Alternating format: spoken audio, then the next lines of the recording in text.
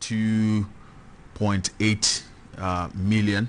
As at Monday, it remained the same. On composite index remains the same. The market capitalization also remains the same, 64.1 billion. From Monday till now, we've not seen much of price change, but the year-to-date change still remains at an all-time high of 46.68% for the main composite index and 16.11% for the financial stock index. Today it was just a couple of equities that sold shares, but did not result in any price change. And so we see MTN selling some 6.3 million shares valued at 7.6 million Ghana cedis.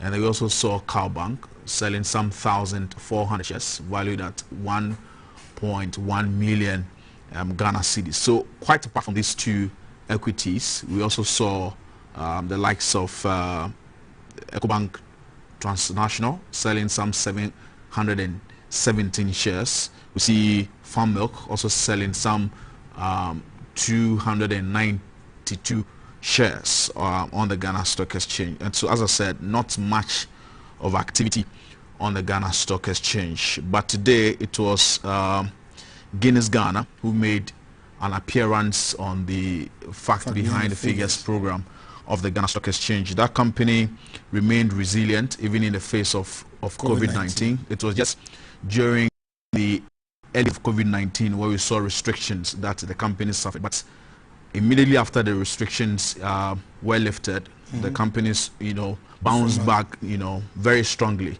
And so we see some 35% increase in revenue and some 1.3% increase in profit as of June of this year. And they are hoping that by the close of the year, it's going to be exciting for Guinness Ghana. So they are proposing some 25 million Ghana cedis by way of dividend. Wow, that's which is going to news. be resulting in some 8 pesos per share. Last year they couldn't pay dividend, so they want to pay dividends to their shareholders on the Ghana Stock Exchange. So at the moment, what is if you look the at share price of Guinness Ghana? Guinness Ghana is doing some okay, so this GGBL, 1 cedi 81 pesos. Okay. It's been yo-yoing. So if you look at the year low, it's even came down to 90 pesos. No, it was 90 pesos. 90 pesos there about some time ago, which watchers of the Ghana Stock Exchange say has not been impressive. So and Guinness Ghana also admits that yes, they've not really done so much in terms of returning value for investment on investment to their shareholders. And so paying dividends will be some form of rewarding their shareholders, because if you look at the share price, it's not been doing so well compared with its competitors. Sure. All right, thank you very much, Morris. That was an update from Morris from the Stock Exchange. We're going straight to pick a soundbite from the presidential advisor in the person of Mr. Yao Safumafo, who agrees with the Norwegian Prime Minister that there's a need to balance social and economic issues with climate change targets. We can't certainly transit very quickly. We have to take time to transit, and in the process make use of what we have. People have made use of their oil to develop. If we have it, we cannot just say that Saudi Arabia or Germany is not interested in exploiting its resources, so we should follow suit. No. We now have a very solid technical committee looking at this, but in the interim, we've got to make use of these resources we have for our development. Obviously, we are part of international agreements of various types, and therefore we have to climate change. So we have to do this cautiously, but we must always bear in mind that we need to develop, and many countries have developed using these resources. We have them, so as much as possible we'll use them for development.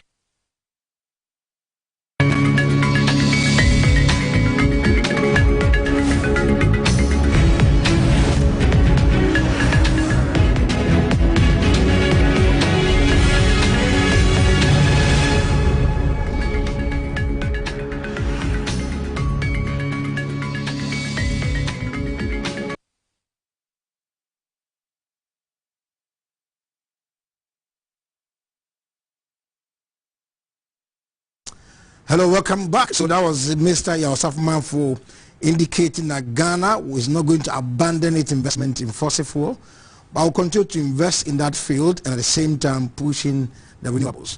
But we're going straight to the UK to talk to Kojo Jan, who is a financial analyst, where the UK government is making sure that there is a massive switch from fossil fuel to renewables. Kojo, you are welcome. Thank you very much, Bishop, for having me. Great. Now, the world is converging in Scotland very soon by November 12. We've seen Prime Minister Boris Johnson pushing hard towards this agenda of reducing carbon emission by 1.5 degrees Celsius, hopefully by 2030. What is the scenario, or what is happening in the UK? Well, as you indicated, you know, the Prime Minister has made, you know, a legally binding target of achieving net zero greenhouse gases emission by 2050. And then, of course, Scotland will also reach that by 2045. And, you know, the government or the Prime Minister plans to mobilize as much as 12 billion of government investment and potentially 3 times that from the private sector to create and support up to 250,000 green jobs. So this is a very ambitious target. You know, you are talking about, you know, not too long, you know, to hit that target. And of course, the critics are saying, well, it's all well and good, you know, setting yourself that kind of target when you will not be around as Prime Minister in 2050. To make sure that this becomes a reality. So it's very ambitious, and you know, the government has put down a 10-point plan to ensure that, you know, this works. You know, they also see, you know, the coronavirus coming in as an opportunity to actually kickstart this, you know, by you know starting with new infrastructure, new job creation through, you know, all these green ways of developing the country from now on. So that is the situation in the UK at the moment. Now we know that the North Sea in Scotland produces a lot of fossil fuel. So yes. What is going to happen to that investment? Well, I mean, as I indicated, you know, Scotland have, you know, a target of you know 2045. To reach that, you know, to get to that zero emission. And so I think it's all about finding, you know, better ways, you know, of getting these products out. So I think there will be a lot of investment in engineering, you know, to be able to make sure that, you know, when that time comes, you know, there's enough investment to make sure that, you know, these you know, drilling and all these, you know, projects do not, you know, harm in the environment. And then, of course, I mean, as we spoke, you know, a few months ago relating to, you know, the automobile industry moving towards, you know, electric cars and, you know, using, you know, batteries and all that. I think this is going to be, you know, the drive, you know, because when, you know, fuel, most cars are not reliant on fuel, then, you know, oil drilling, you know, will come down a little bit, you know, because there will not be much reliant on these fuels to power cars. So the government is moving in that direction, and, you know, the automobile industry has taken, you know, the initiative. Most car developers are trying to, you know, build cars from 2025 that will not rely on fuel. So these are where, you know, the government in the country is going towards in the next you know, 10 to 20 years. So in terms of costs, it's talking about billions of dollars. If you look at cost to the individuals in their homes, how is that going to play out? Well, you know, that when government makes, you know, all these, you know, projections and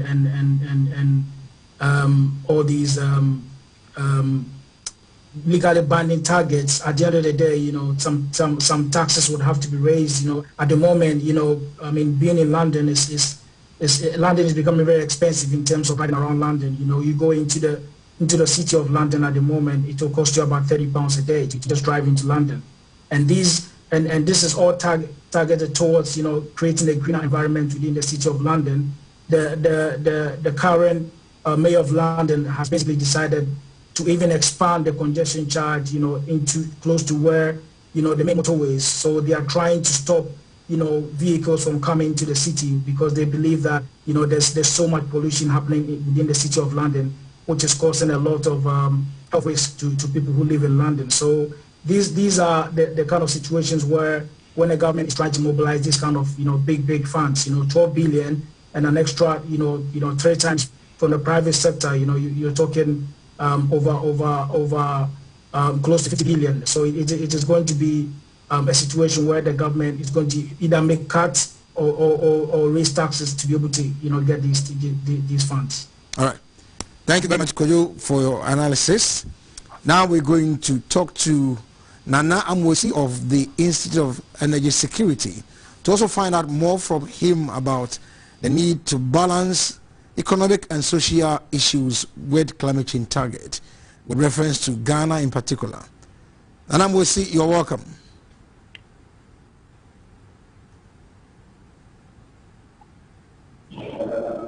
Hello. Yes, sir. Good evening.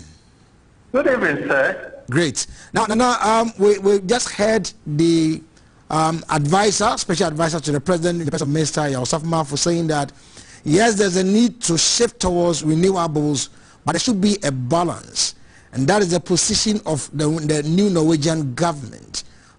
We're going to have the COP26, that's the climate change summit in Scotland very soon. As a country, what should we do? Should we stick to the binding agreement, the Paris Paris Agreement of 1.5 degrees Celsius by 2050, or we should do it side by side? Thanks for having me once again. Edward, even to you and your viewers and listeners. The transition to a greener or green economy, it's just not in isolation. It comes with a lot of mechanisms. And so the energy transition comes with something like just transition. It shouldn't be that because we want to move to a greener economy to bring carbon emissions down, we should abandon the other resources that we have.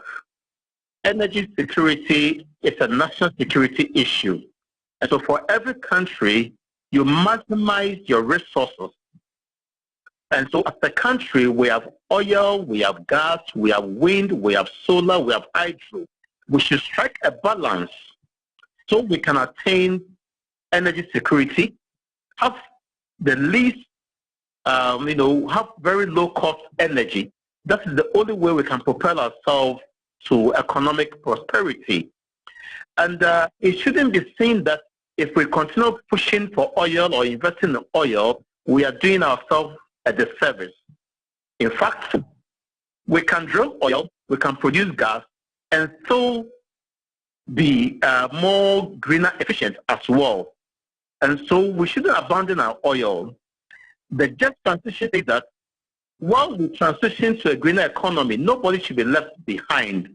No country should be left behind and be made worse off because we are transitioning to a green.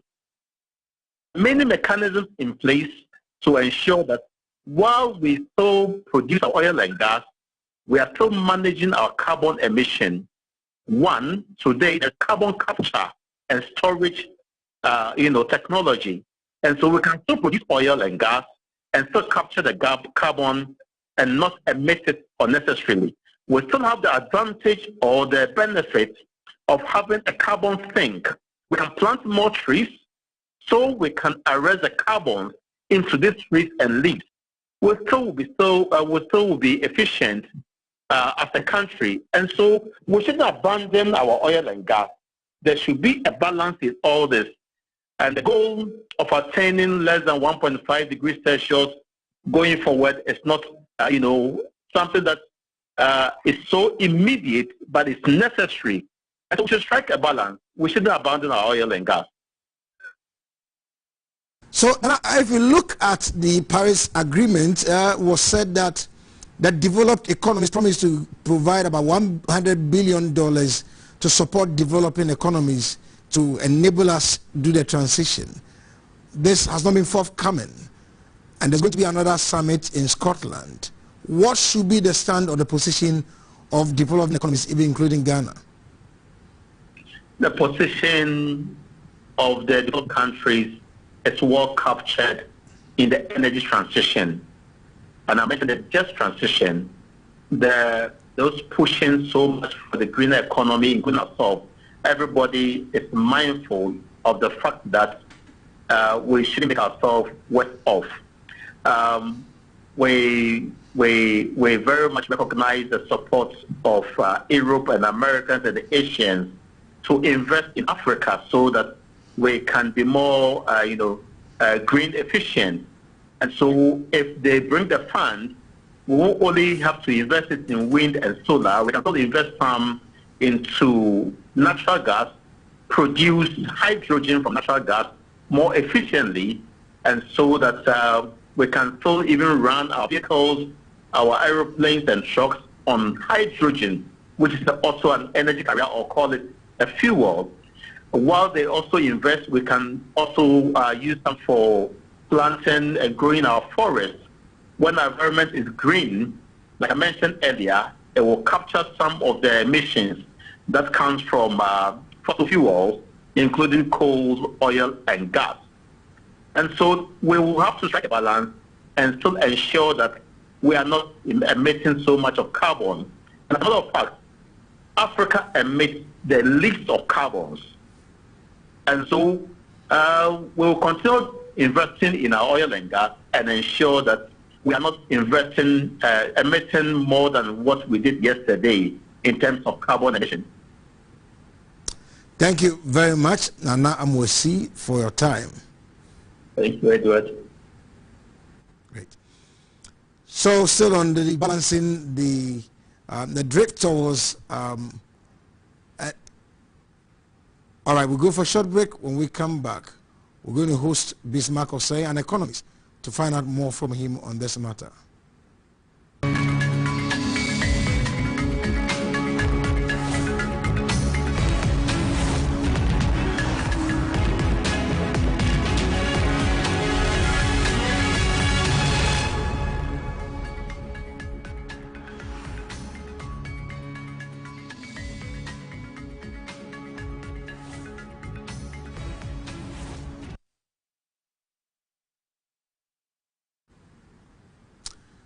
Hello, welcome back to Market Avenue. Bismarck Osei is on the line. Bismarck, you're welcome. Yes, thank you. Let me say good evening to everyone who's listening to us. Great. I'm doing great. Wonderful. Bismarck, we hearing, and there's a call that we should switch towards renewables. But looking at where we are, some are calling for the introduction of electric vehicles. If you look at the infrastructure we have in our part of the world, are we better placed to move in that direction? Okay, thank you so much. And as we rightly said, now there is the edge and the urgency for us to move more into more of electronic cars and that stuff, right?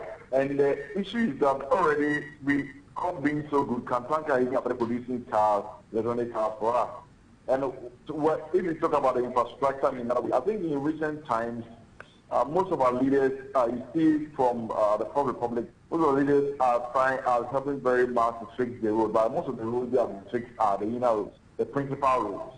But the problem is with the artillery road and all those things. So, but having said that, we don't really have an option. We don't have an option because by most of these companies back in Europe are more moving to electronic cars, and therefore we have no option but for our government to show some sort of renaissance, so that we put up the needed things we need to put in place so that we can also move towards the electronic car. Because we're moving to green technology where we think that people's lives were protected when you go to the electronic car. I think we have to prepare ourselves for it. That's where the world is going. We have to integrate these issues into our policies and the scheme of things. We see how far we can create these things for ourselves. Now, economically, if you look at the drive towards renewables, it seems to be expensive. At the same time, green will produce healthy human capital as well. How do we balance it? Yes, of course. Yes, if you just suppose every system has the pros and cons. It might be expensive right now. Why this electronic cars you're talking about, it's expensive right now because it's only Tesla and a few companies that are doing it. Let's give ourselves some years to come. You see a lot of bacterial companies that are moving into the production of electronic cars. The price will come down. You know, whenever there's something anything new, initially, it's very expensive. When the idea comes, it digs down. And the same way too, you see that it's creating a lot of jobs. The green technology they're seeing today is a way of trying to also create jobs and expand the economy and save lives. You're talking about human capital here. People are dying like flowers day in, day out because the environment is being damaged. So you have to take all those things into cognizance. Balancing the cost. The cost to me to come down. Why? Just put a lot of companies will troop into it. You're going to see the cost being plummeted over the period. You're going to see people getting more jobs. You're going to see more people's life being saved and environment saved. If the environment is destroyed, you don't have any other environment. And that's the most momentum that we have to be very mindful about. Now, we in our part of what already Galamsey has destroyed a lot of forest cover in this country. So if we want to be part of this move, what should be done alongside some of the steps taken by the government? Yeah, thank you so much. I think it's a very big question. The Galamsey have destroyed our land. We have lost very precious land. We are not out. Yes. I like this year. I heard the president they're going to plant about how many trees? Something about 2 months ago. It was a very, very quiet, very appropriate initiative. I want to see that going forward, we should be able to put it into a document. Every year, we want to plant maybe 2 million trees. It becomes part of our thing. If it has to be passed in the parliament or whatever, every year we are planting 2 million trees. And we make sure everybody, and I like it when I saw this government doing it. I think it's something that should be continued. Let's put it in a slogan. Every year, 2 million trees have to be planted. So we can get back these things that have been destroyed. Yes, it has been destroyed. Amazon forest in the US, in Brazil, for instance, that produced 20% of the atmospheric oxygen. People have been created here, destroying it. But all is all. Let's channel our synergy and let's see how we integrate this issue of protect the environment, climate change into a scheme of things to make sure they protect the environment. That's the only environment we have here. We don't have any environment to go again. As the visitors are trying to move people to other orbits, but we don't have the money. We have to protect it. That's what we have. Yes, then in terms of the fossil fuel that we have as a country, how do we make sure that the revenue that we earn from fossil fuel, we also make sure we spend some into the renewable sector? Yes, I think, yeah, we also, as you rightly said, this fossil fuels, people are thinking that when it comes down, the kind of ball these electronic cars also really affect the sale of these things. I think money can be generated from these areas. Government have to see how we can also help the area of helping to ensure that we plant more trees. The area of trying to ensure that we take infrastructure. If we are going to start using electronic cars, how are we going to go about it? In the area of traffic, one of the things that is very worrisome, the serious pandemonium that's confronting us, is the plastic. The plastic gets into the soil for 100 years, 50 years, it doesn't deplete. How are we going to make sure that the money we have generated, we're going to invest into research and see, can we bring any plastic that can decompose? Is there any way we can bring new way of packaging things that are not plastic? It's a serious pandemonium we are generating. Last time I went to Maritime and they have a big gutter, and the gutter there is plastic inside there. You can just imagine. And then there's so much plastic. So the question you asked me, this money I've raised from this fossil fuel, let's invest something to research and see, can we do away with plastic? Because everything we eat, everything we buy is all plastic, and we don't know how to manage it. It's just creating a serious problem for us. All right. Thank you very much. As the world moved to Scotland to decide or to take very proactive action about reducing carbon emission. In your view, what should the developed countries who are promised to even provide $100 billion since 2009 to help ease the financial burden on developing economies like ours, they've not been able to live up to expectation. What should developing countries like Ghana do? Developing countries like Ghana? What? Developing country? Yes. Okay. Okay, thank you so much. Ghana is a lower middle income country. We are not a developing country anyway. But we are, so as Ghana, yes, these poor countries are supposed to pump in money, but our part, there's a role to play. I tell you specifically, planting of trees. I think it's not something that's a rocket science. Let's put it in our scheme of things. Every year, we plant 2 million trees in Ghana. If you do that for 5 years, we're getting about 10 trees, right? It's something it's very easy for us to do. Plastic. They have been called government. How do we manage plastic? Outside, we know that when you go outside, they have 2 dustbins, one for plastic, one for non-plastic, so that when these dustbins and Himalaya come to take it, separated it from plastic and non-plastic, so they can easily recycle. In our place, the rhetoric is the same.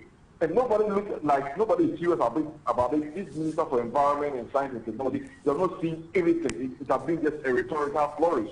They're not seeing any company plan where we can separate plastic and non-plastic, how we can put pressure on these companies that produce plastic to bring up new ideas to produce products that this plastic will not hit the environment. These are serious things. We, the media, and everybody, let's put pressure on government. Government have not so much renaissance. How they can push these companies, this Alpha, Vienna, and other companies that produce plastic, they should invest in research. What is the best way to be Galamsey? The fight is on. Politicians who are behind these things, we cannot tolerate this anymore. We need to balance that. I think there are a lot of things we have to do, government has to do, everybody. It's an all-round game for us. Oh, the media too, we are doing so well, educating people about the environment, how we can protect the environment. That's quite very procedures for us to do. All right. Thank you very much. This is how we draw the curtain for today on Market Avenue. My name is Edward Nyakun. God willing, we'll come your way tomorrow. Shalom.